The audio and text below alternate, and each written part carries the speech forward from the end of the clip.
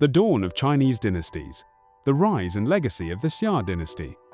Continuing from our previous discussion, we traced the transition from tribal alliances to the legendary flood control efforts of Yu the Great. The mode of power transfer also evolved from election and abdication to father-to-son succession. In this episode, we dive into the true beginning of Chinese dynasties, the Xia dynasty. The Xia dynasty, one of the three dynasties, Xia, Shang, Zhou, left traces of its governance that lingered into the spring and autumn and warring states periods. At that time, Confucius championed the way of Zhou, while Mozi, the founder of Mohism, drew inspiration from the politics of Xia. By reading Mozi's works such as Heaven's Will and Clarity on Spirits, we can glimpse the deep superstitions of the Xia era, more intense than in later periods. Mozi's Mutual Unity reveals a level of authoritarianism in Xia governance that surpassed later dynasties. His universal love reflects a simplicity and sincerity in Xia society, far more unadorned than later eras. Texts like Frugality in Expenditure, Simplicity in Funerals, and Against Music suggest that the Xia people lived modestly, with a lifestyle simpler and more frugal than that of their successors. Mozi's teachings, as noted in the Han Dynasty Book of Arts and Letters, originated from the guardians of the Pure Temple. The Pure Temple refers to the Mingtang, or Hall of Brightness, the central hub from which all decrees were issued. The Book of Rites, particularly its monthly ordinances chapter, provides a clear picture of this institution. In ancient times, when living standards were low, the Mingtang was the only grand structure in the realm. It served multiple roles. The emperor resided there, making it a palace. Ancestral sacrifices were performed there, making it a temple, and it housed education, which carried a religious tint, making it a school. All governmental functions, deliberations, policymaking, and administration took place within its walls, encompassing every aspect of governance and education. The essence of Mingtang administration lay in aligning decrees with the seasons. Each month had specific ordinances to follow, much like a school calendar. Failure to adhere to these implementing the wrong decree at the wrong time would invite divine punishment in the form of natural disasters. This political system was deeply intertwined with the religious thought of the time.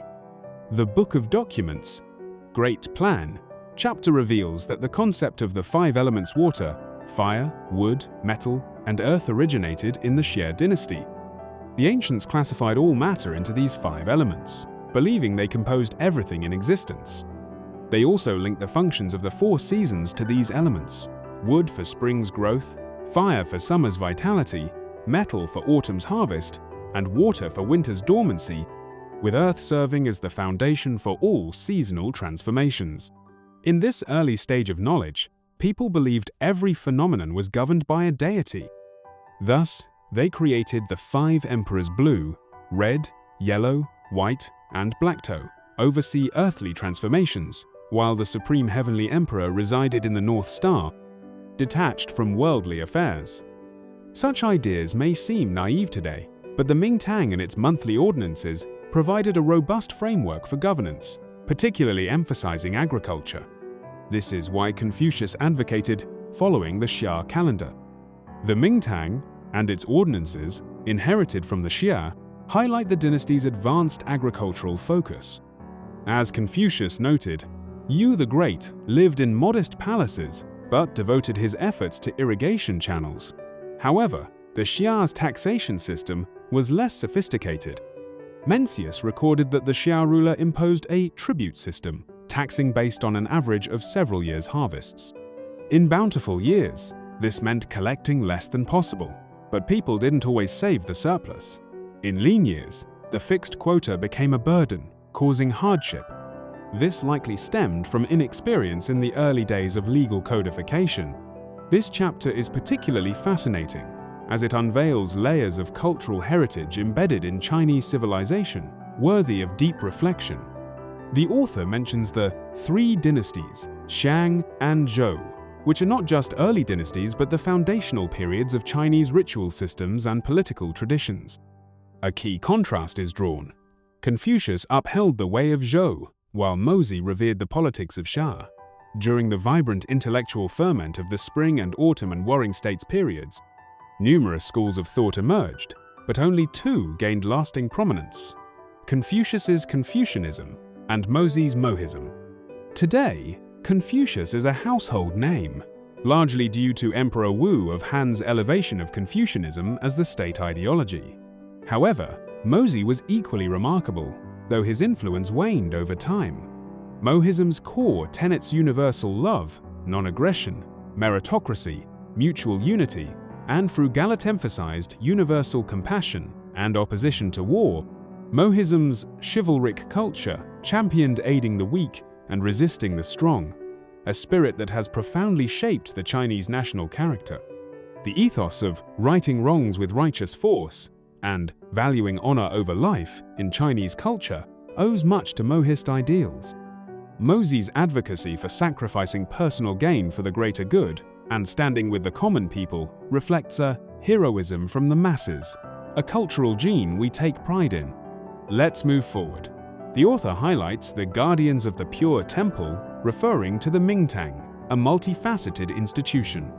Known by various names like Grand Temple or Ancestral Temple, the Mingtang was the heart of royal authority, where governance, worship, education, and policy-making converged. It symbolized the intersection of power, faith, and knowledge. The author also delves into the monthly ordinances and the five elements integration with the seasons, which deserves closer examination. The five elements metal, wood, water, fire, earth formed the ancient Chinese model for understanding the world. Each element had a corresponding color: earth, yellow; metal, white; water, black; wood, blue; green; fire, red. They also aligned with directions: center, earth; east, wood; south, fire; west, metal; north, water. Additionally, they corresponded to the four sacred beasts: azure dragon, east; wood; vermilion bird, south; fire; white tiger, west; metal; and black tortoise, north; water. This system was highly structured. The five elements also paired with the seasons.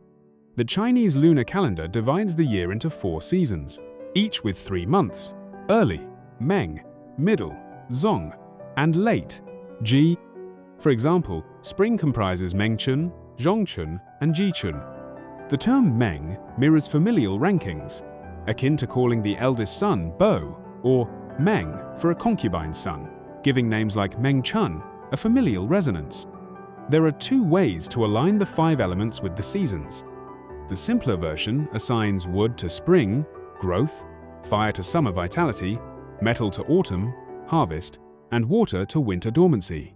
But where does earth fit? A more complex system allocates earth to the last month of each season: Jichun, Jixia, Jichu, Jidong, spanning the year. To balance this further, the final 18 days of each season's last month are designated for earth, totaling 72 days. 4 seasons, Chengtu, 18 days. This ensures each element governs 72 days of a 360-day year, achieving perfect equilibrium. Hence, the saying, "Earth prospers at the end of each season," marking Earth as the transitional force. This integration of astronomy, climate, seasons, social structure, education, and governance into the 5 elements and 4 seasons system is both a calendar and a cultural worldview. Confucianism, Mohism, rituals, education, 5 elements, 4 beasts, and season soul are part of the dual framework of Chinese thought and life. Education system, Mencius said, the Xia called it Xiao, the Shang called it Shu, and the Zhou called it Xiang. But Shu, higher learning, was common to all 3 dynasties, all aimed at illuminating human ethics. Ancient education had 2 tiers: primary, Shao Shu, Xiang, and advanced, Shu. Primary education focused on moral cultivation. Jiu involved archery rituals, teaching order and deference. Jiang involved nurturing through community rites. Xiao likely followed a similar ethos. Higher education, or Shuo, taught rites and music in spring and autumn, and poetry and classics in winter and summer, deeply tied to religion. Rites and music were used in worship, poetry served as lyrics for music, and classics were sacred texts. Teachers were revered as religious elders, fostering deep respect for education. The Xia dynasty's succession. The Xia dynasty spanned 17 rulers over roughly 400 years, though few details survive. According to the records of the grand historian, Yu the Great, after assuming power, recommended Gao Yao to succeed him, but Gao Yao died. Yu then chose Yi, but Yi was outshone by Yu's capable son, Qi, who won the allegiance of the vassals and became emperor. However, Han Feizi suggests Yu nominally selected Yi while appointing Qi's allies to key posts, ensuring Qi's succession. This marks the gradual shift to hereditary rule. No definitive historical records exist, and the Beijai Juming, 100 schools of thought, often mixed subjective views. We can only conclude that hereditary succession solidified around this time. Qi's son, Tai Kang, was usurped by Hao Yi of the Yuqiong tribe. The records simply note Tai Kang's loss of power without details. The pseudo-ancient text Shangshu blames Tai Kang's obsession with hunting, while Chu Qi and Mozi attribute it to his indulgence in music. The Zuo Zhuan, Xiang 4 and I 1 provides more context. After Tai Kang's fall, Hao Yi moved the capital to Qiongxi and assumed power with the support of Xia's people. However, Hao Yi, a keen hunter, was killed by his minister Han Zuo. Tai Kang's brother, Zhong Kang, succeeded him but was a puppet under Hao Yi. Zhong Kang's son, Xiang, was killed by Han Zhuo, who also destroyed the Xia-affiliated states of Zhengguan and Zhengsun. Xiang's pregnant wife, Min, fled to her maternal home in Yureng, likely modern Jining, Shandong, and gave birth to Shao Kang. Shao Kang later sought refuge in the Yu state, a descendant of Emperor Shun's lineage. The Yu lord, Yu Si, sheltered him, married his daughter to him, and granted him the town of Lun, with a modest force of 10 square li of land and 500 men. A loyal Xia minister, Mi, rallied survivors from Zhengguan and Zhengsun, defeated Han Zhuo, and restored Shao Kang, killing Han Zhuo's sons in Guo and Jie. The commentary places Han Zhu's state in Weitshan, Shandong, Zhengguan in Shuguang, and Zhengsun also in Weitshan, with Yu in Yucheng, Henan, and Lun as a Yu town. Guo and Ge are located in Shandong and between Song and Zheng, though these locations are debated. The Zuo Zhuan, I6, cites the Book of Xia, suggesting Tai Kang's fall mirrored the decline of the Yao-era Tang state. Another reference, Ding 4, notes that Tang Shu, a Zhou vassal, was in theft at Xiaxu, Yao's old capital, indicating Yu likely resided there. Zhongxi, though unlocated, was likely near the Xia capital, enabling Hao Yi's takeover. After his restoration, Shao Kang did not return to Hebei, and by the time Shang Tang overthrew Jie, the Xia capital was Yangcheng. This section is dense with historical references and rare characters, so let's clarify. The text mentions schools called Xiao, Xia, Shang, and Xiang, Zhou, with Shu as the universal term for advanced learning. Education was tied to religion, with rites and music for worship, poetry as lyrics, and classics as sacred texts. The text also references the Shangshu, Book of Documents.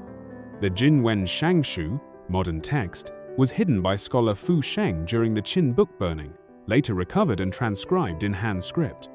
The Guwen Shangshu, ancient text, was found in Confucius's old residence by Prince Gong of Lu, written in pre-Qin seal script. During the Jin dynasty's Yongjia chaos, both versions were lost. In the Eastern Jin, Meizei presented a Guwen Shangshu, later deemed partially forged, hence called Wei Guwen Shangshu, pseudo-ancient text. Regarding locations, Qiongxi's site is uncertain, with theories pointing to Shandong or Henan. Zhengguan and Zhengsun, Xia vassal states, were destroyed by Han Zhuo. Yureng is likely Jining. Shandong, the Yu state, linked to Shun's descendants, supported Shao Kang's restoration, with Lun as a town in Yu, possibly near Shangqiu. The Xia dynasty's rulers. Let's organize the Xia dynasty's 17 rulers chronologically. 1. Yu the Great.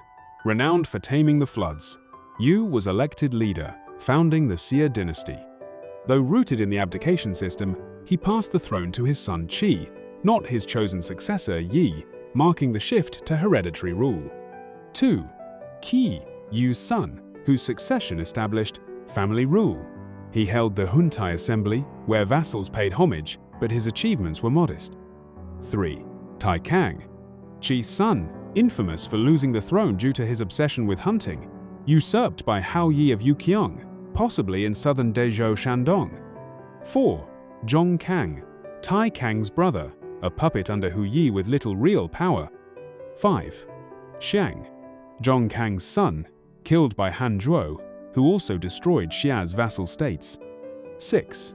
Shao Kang, Xiang's son, born in Yureng after his mother Min's escape. He sought refuge in Yu, rallied loyalists, and defeated Han Zhuo in the Shao Kang restoration, a pivotal revival of the Xia. 7. Zhu, Shao Kang's son, credited with inventing armor and spears, strengthening the military. 8. Huai, Zhu's son, under whom the Xia reached a mid-dynasty peak with expanded territory and stability. 9. Mang, Huai's son, continuing the dynasty's prosperity. 10. Xie, Mang's son, under whom the Xia's territory reached its greatest extent. 11. Bujiang, Xi's son, or Bujiang in some records, with a stable but sparsely documented reign. 12. Jiong, Bujiang's brother, a rare case of brother-to-brother succession. 13. Jin Jia, Jiong's son, with unremarkable rule. 14. Kong Jia, a notorious ruler obsessed with superstition and debauchery, leading to unrest and vassal defections, marking the Xia's decline. 15. Gao, Kong Jia's son, who attempted to stabilize the dynasty but could only slow its decline. 16. Gao's son, with scant records, ruling a faltering dynasty. 17. Ji, Fa's son, the last Xia ruler, infamous for tyranny and extravagance. His favoritism toward Meishi and excessive campaigns led to his defeat by Shang Tang in the Battle of Mingtiao. Exiled to Nanchao, near Chaohu and Hui, Ji's fall ended the Xia dynasty, ushering in the Shang. The Xia dynasty, China's first documented dynasty, laid the foundation for hereditary rule, patriarchal systems, temple rituals, and sacrificial practices. From Yu's idealism to Jie's downfall, it charts the transition from tribal alliances to a centralized dynasty. That's all for today. In our next episode, we'll explore the Shang dynasty, continuing our journey through history to reflect on the past and understand the present.